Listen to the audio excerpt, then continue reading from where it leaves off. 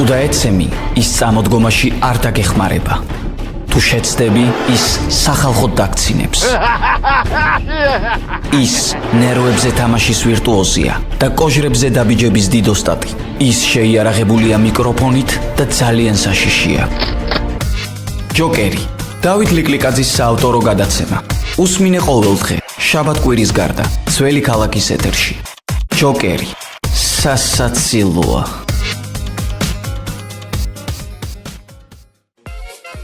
ზოგს ტრამპი მოსწონს, ზოგს ტრამპის ცოლი. ძველი ამერიკული ანდაზა. ქართველი ერი, რომელმაც თავი დააღწია პოსტ-ნაბახუსებს სიტუაციას, რაც ორი შობისა და ორი ახალი წლის შემდეგ ხდება ხოლმე, ეგრევე გადაერთო ამერიკელი ხალხის პრობლემების მოგვარებაზე. ეს გადაცემა ჯოკერია. მე დათო ლიკლიკაძე ვარ. თქვენ გვისმენთ რადიო ძველი ქალაქის ეთერში FM 107.9. გამარჯობა. ჩვენი პრობლემები ხომ მიხედილი გვაქვს ახლა ტრამპისა და მისი ცოლის, ყოფილი იუგოსლავიელი ლამაზმანის მელანიას ამბები გავარჩიოთ. საქართველოში ჯერ კიდევ გასული წლის 8 ნოემბრიდან გაჩნდნენ ტრამპისტები და ანტიტრამპისტები. გულისხმობ ამერიკის საპრეზიდენტო არჩევნების დღეს. ახლა ის უნდა დავადგინოთ, რა აჩუქა მელანიამ მიშელ ობამას, რა იდო იმ ცისფერ ყუთში. ისეთი ახტაცებით ჩაუჯდებით ხოლმე სხვის ამბებს, თითქოს სერიალს ვუყურებთ. ნეტა როგორია ბოლო სერია, არ გვასვენებს კითხვა. კი ბატონო, მე მოგიყვებით. ბარაკი მიდის ბიონსესთან და ერთად ცხოვრობენ. ობამას უფროსი ქალიშვილი მალია ობამა ხელს თხოვს ჯასტინ ბიბერს და ქორწინდებიან. ბიონსესთან მყოფი ობამა შინაგანად შეშინებულია. ცოტათი ეშინია მიშელის. ბილ კლინტონი ნახულობს მონიკა ლევინსკის. მონიკა ხომ გახსოვთ, ბაყვებზე რომ აუსვა ხელი კლინტონმა და ამის გამო ლამის გადააყენეს პრეზიდენტობიდან. ლევინსკი უკან იხევს და თანხმდება ერთად იცხოვრონ სამივემ, ბილ და ჰილარ კლინტონებთან ერთად.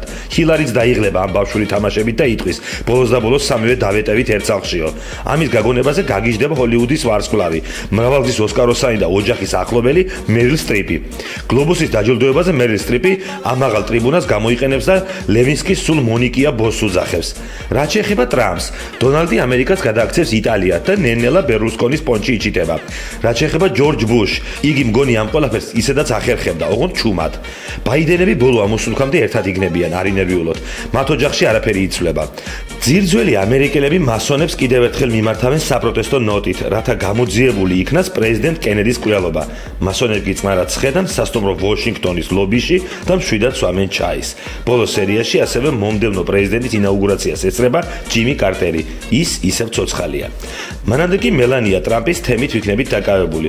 ყველაზე გემოვნებიან პირველ ლედებს, დედოფლებს, პრინცესებს გაიგეთ, რომ აწმევენ იმიჯმეიკერები, დიზაინერები და სტილისტები. ისინი წყვეტენ ყველაფერს და თავად ლედები არაფერ შუაში არიან და საერთოდ პირველ ლედებს ისევ კაბებით და ძუძუმკერდით აფასებს ყველა. რაზეა საერთოდ ლაბარაკი, რომელ პროგრესზე. ბოლოს და ბოლოს რა აჩუქა მელანიამ მიშელს. ვინ უკითხავს, რა ჩვენი საქმეა, ვის დავკარგვი ვართ. ეს გადაცემა ჯოკერია. მე დათო ლიკლიკაძე ვარ. შევხვდებით ერთმანეთს ყოველდღე შაბათ-კვირის გარდა რადიო ძველი ქალაქის ეთერში FM 107.9.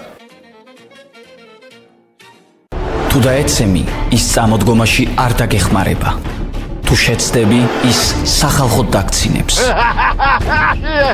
ის ნერვებზე თამაშის ვირტუოზია და კოჟრებზე დაბიჯების დიდოსტატი. ის შეიარაღებულია მიკროფონით და ძალიან საშიშია. ჯოკერი, დავით ლიკლიკაძის საავტორო გადაცემა.